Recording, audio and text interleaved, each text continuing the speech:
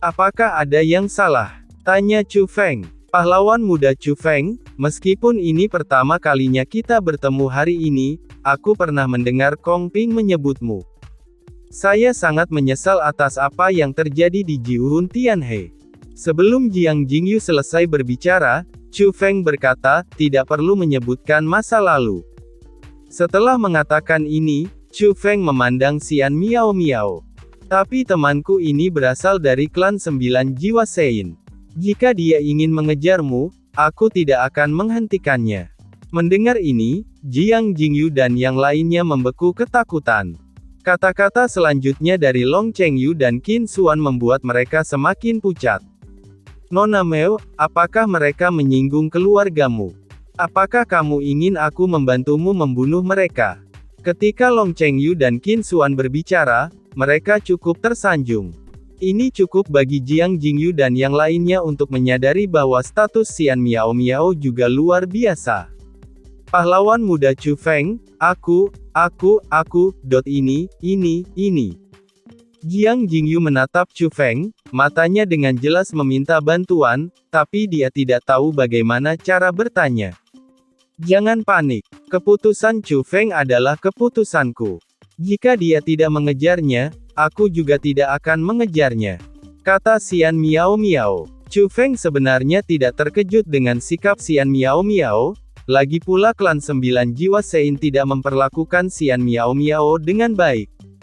Jika klan 9 jiwa Sein sangat penting bagi Xian Miao Miao, maka Chu Feng tidak akan membiarkan Jiang Yuantai dan yang lainnya pergi. Terima kasih kepada gadis ini. Tidak, Tuan, terima kasih kepada Tuan ini atas kemurahan hati Anda. Terima kasih, Tuan muda Chu Feng, atas kemurahan hati Anda. Jiang Jingyu buru-buru mengucapkan terima kasih, tapi tangan yang dia berikan hadiah itu gemetar. Katakan padaku, ada apa? Tanya Chu Feng. Tuan muda Chu Feng, saya benar-benar minta maaf atas apa yang terjadi sebelumnya. Bahkan jika Anda dan Tuan Miao Miao tidak melanjutkan masalah ini lagi, saya tetap merasa kasihan. Saya tidak tahu bagaimana memberikan kompensasinya. Setelah mengatakan ini, Jiang Jingyu meletakkan telapak tangannya ke dalam pelukannya. Dia menyembunyikan formasi penyimpanan di lengannya, jadi ketika dia melepaskan telapak tangannya dari lengannya, ada potongan bambu tambahan. Itu adalah potongan bambu ramalan. Slip bambu ramalan ini terlihat sangat biasa, tetapi ada tulisan, Zhao Xing, yang terukir di atasnya. Tuan pencapai bintang. Melihat dua kata ini, mata Ling Qiao dan Jie Baobao berbinar. Yang lainnya juga sama terkejutnya. Hal ini adalah milik Guru Tao Zixing. Siapakah Guru Tao Zixing? Dia adalah murid Raja Abadi Dunia. Dan dia adalah satu-satunya murid Raja Abadi Roh Dunia yang masih ada di dunia. Yang lainnya adalah Kepala Istana Suci 7 Alam saat ini, Jie Tianran. Guru Tao pemilih bintang ini pandai bernubuat, dia telah menjauh dari rumah suci 7 alam selama bertahun-tahun karena dia tidak setuju dengan gagasan Jie Tianran. Sulit untuk menemukan jejaknya sekarang, tetapi jika Anda memiliki bambu ramalannya, Anda dapat menemukannya. Apakah kamu kenal Tuan Zixing? Ling Qiao bertanya. Karena dia telah mengamatinya dengan cermat, dia dapat memastikan bahwa potongan bambu ramalan itu asli. Saya merasa malu untuk mengatakannya. Meskipun status saya rendah hati, saya mengenal Guru Zixing secara kebetulan. Dan Guru Zixing tidak mempermasalahkan status rendah hati saya. Dia bersedia menjadi teman dan memberi saya 5 batang bambu ramalan. Sekarang hanya tersisa 1. Tetapi Tuan Zixing, Anda tidak keberatan jika saya memberikan ini. Dengan benda ini, aku bisa membuat ramalan dengannya. Pahlawan muda Chu Feng, saya tidak tahu bagaimana memberikan kompensasi kepada Anda. Jika Anda tidak keberatan, saya akan memberikan ini sebagai kompensasi. Bagaimana menurut Anda? Saat Jiang Jingyu berbicara, dia mengangkat tangannya dan menyerahkan slip bambu ramalan kepada Chu Feng. Chu Feng, barang ini asli, Ling Xiao mengingatkan. Kalau begitu aku akan menyimpannya. Chu Feng juga menyimpan slip bambu ramalan. Dia juga telah mendengar tentang guru Tao meraih bintang, dan keterampilan ramalannya sangat kuat.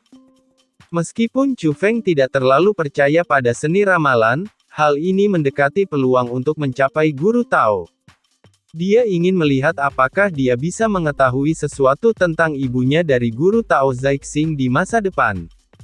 Setelah menerima objek ini, Chu Feng membawa juniornya pergi dan memasuki istana. Ayah, apakah kamu baik-baik saja? Setelah Chu Feng dan yang lainnya menghilang di kejauhan, Jiang Kongping dan yang lainnya berani berbicara. Tidak masalah. Setelah Jiang Jingyu mengatakan ini, dia tampak putus asa dan terjatuh ke tanah. Puan, mereka baru saja mengatakan bahwa Chu Feng adalah putra Jie Ranxing. Mungkinkah ini benar? Jiang Taibai bertanya. Dia masih merasa sulit dipercaya. Mungkinkah itu palsu? Jangan melihat sikap orang-orang itu terhadap Chu Feng. Bersukacitalah, bergembiralah karena kamu kalah darinya di wilayah timur.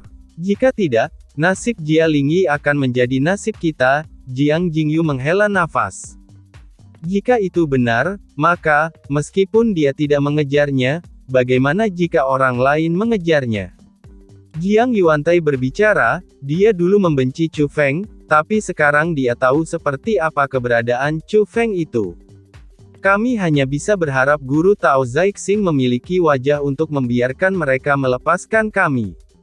Faktanya, Jiang Jingyu secara khusus mengeluarkan potongan bambu ramalan dan memberikannya kepada Chu Feng karena dia khawatir beberapa dari jenius ini tidak akan melepaskannya.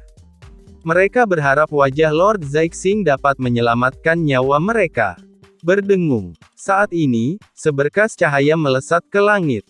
Sinar cahaya itu terbang keluar dari istana tidak jauh, mencapai kedalaman langit, dan menyatu dengan dua sinar cahaya lainnya. Namun tak lama kemudian, ketiga sinar itu menghilang.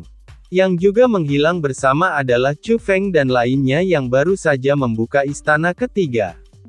Sekarang Chu Feng dan yang lainnya telah memasuki kehampaan, dan posisi mereka berdiri persis di tempat perpotongan tiga berkas cahaya tadi. Mereka berdiri di sini, dan orang luar tidak dapat melihat mereka sama sekali.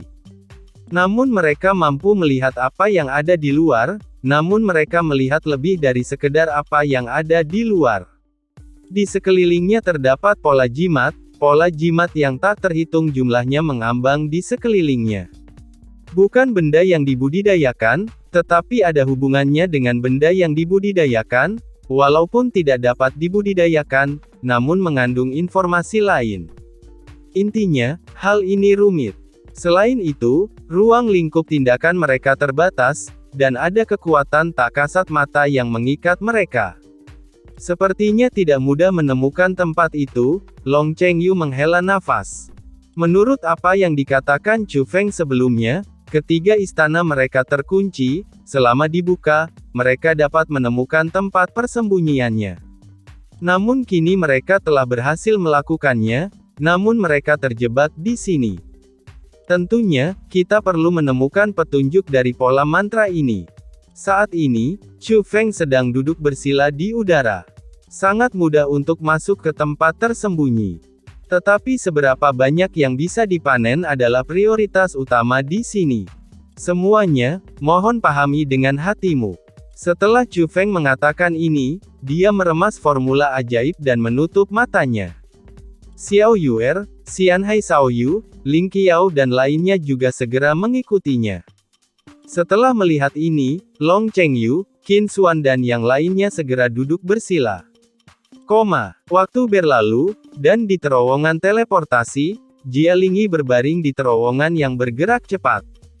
Saat ini, dia kurus seperti tongkat, dan seluruh tubuhnya seperti kerangka, kecuali lapisan kulit dan nafas yang lemah. Dia tidak berbeda dengan orang mati, dan dia bahkan tidak memiliki kekuatan untuk bergerak.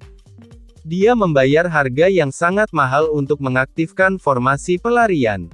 Sekarang baginya, tidak peduli seberapa kuat orang atau hartanya, mereka tidak dapat memulihkan tingkat kultivasinya, dan dia tidak akan pernah bisa berlatih lagi dalam kehidupan ini. Bahkan hidup ini terbatas, dan hanya tinggal beberapa tahun lagi untuk hidup.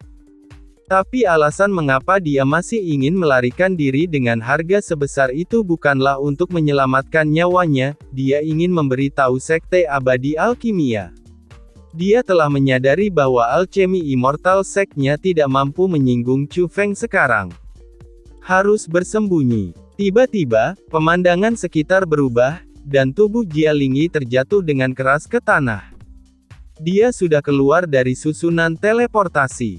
Ayo, ayo, seseorang.